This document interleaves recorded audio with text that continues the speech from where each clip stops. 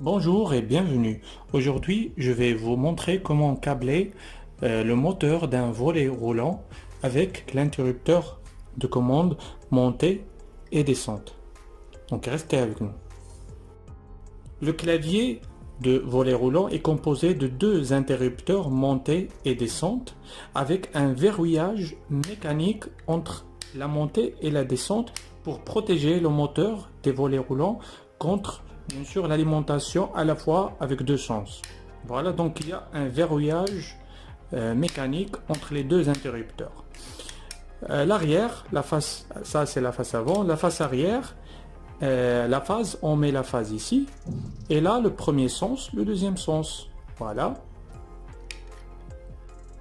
Le moteur des volets roulants est constitué de 4 fils. Un fil, le jaune c'est bien sûr la terre. Il y a trois autres conducteurs.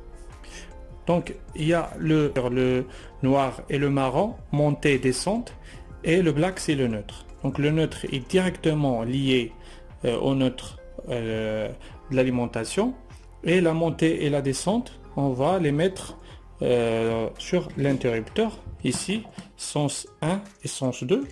Voilà, premier sens, deuxième sens, on va mettre un ici, et l'autre ici, et on va mettre la phase ici, l'alimentation, la phase ici.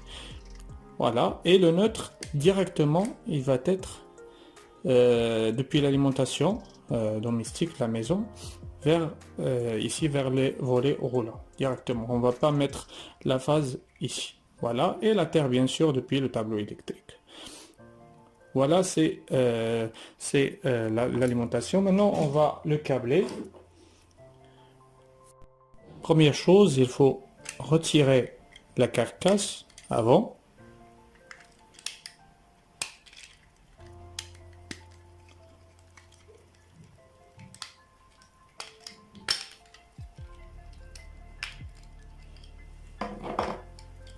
Voilà les trois vis pour serrer.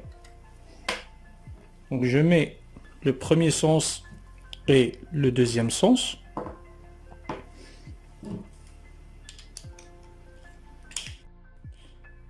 Voilà, donc j'ai mis le premier sens ici, le deuxième sens ici.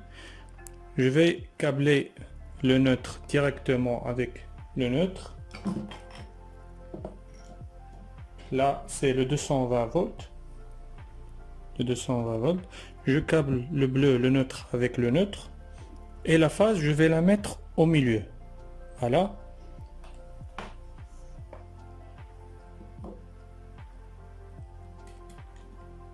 Voilà.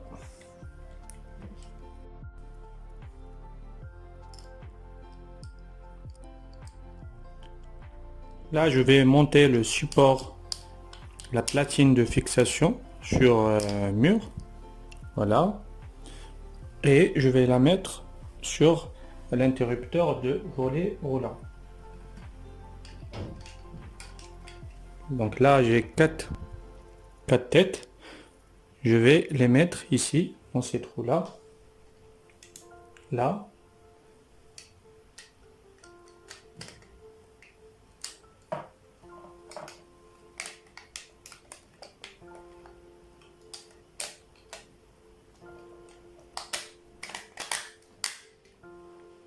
Voilà. Voilà.